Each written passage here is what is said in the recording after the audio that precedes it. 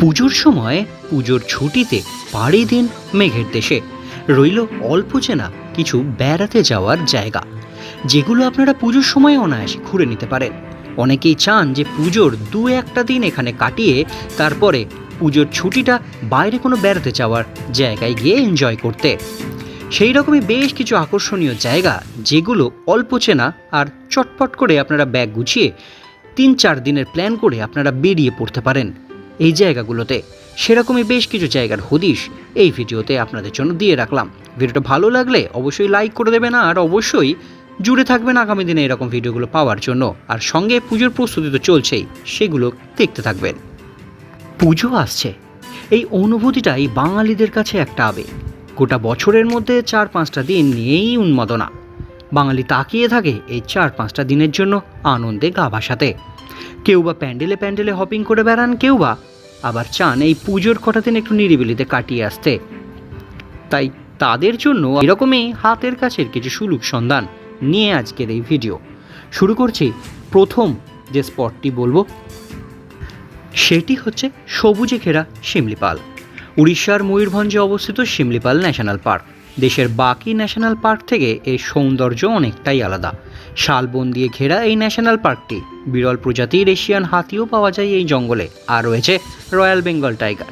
পশু পাখির প্রতি আকর্ষণ থাকলে এই জায়গাটি আপনাদের জন্য সেরা ডেস্টিনেশন। পুজোর সময় কয়েকটা দিন এখানে কাটালে ক্লান্তি মিটে যাবে। এবার বলি দ্বিতীয় জায়গা, ঘুরে আসুন ঝর্ণার দেশ থেকে। ইতিপোথালা অন্ধ্রপ্রদেশের গুন্টুরে অবস্থিত। ঝর্ণা হলো এখানকার অন্যতম আকর্ষণ। কৃষ্ণা নদীর উপনদীতে এই ঝর্ণা তৈরি হয়েছে। এর থেকে কিছুটা দূরেই রয়েছে নাগার্জুন সাগর। এটি আসলে কুমির সংরক্ষণ কেন্দ্র। প্রকৃতি ও বন্যজীবনকে খুব কাছ থেকে দেখতে পাবেন এখানে। পরে বলি পাহাড় আর সমুদ্রের মিলনস্থল আরাকু ভ্যালি। আরাকু ভ্যালি অন্ধ্রপ্রদেশের অত্যন্ত পরিচিত একটি জায়গা এবং প্রচুর মানুষ যান এখান থেকে ঘুরতে।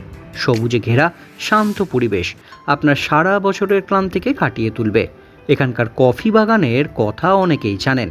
নিরিবিলিতে শান্ত পরিবেশে খুঁজলে আপনার জন্য সেরা হবে আরাকু ভ্যালি।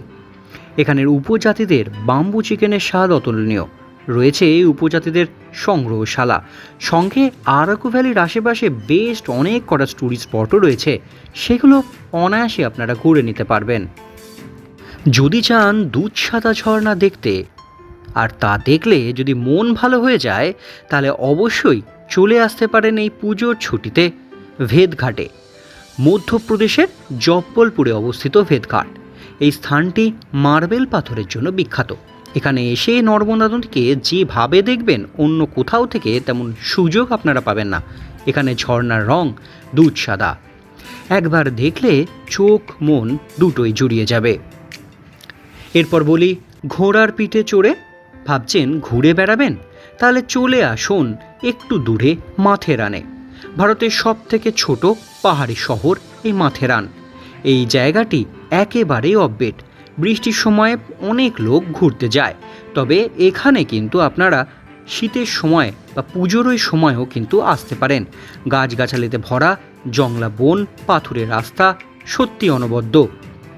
ঘোড়ার পিঠে চড়ে ঘুরে বেড়াতে খুব ভালো লাগবে। দুরন্ত সব ভিউ পয়েন্ট রয়েছে এখানে। আর অবাক হবেন জানলে এই একমাত্র জায়গা মাথেরান যেখানে কিন্তু অটোমোবাইল ফ্রি। মানে এখানে আপনারা গাড়ি ঘোড়া কিছু পাবেন না, নয় টয় ট্রেন, নয় ঘোড়ার পিঠে, নয় পায়ে হেঁটে করেই ঘুরতে হবে। তাহলে কি ভাবছেন, পুজোর ছুটিতে কিংবা যে কোনো সময় যখন আপনাদের মনে হয় কোন জায়গাটা বেড়াতে যাবেন, কমেন্ট করে অবশ্যই জানাবেন কোনটা আপনার পছন্দ হলো।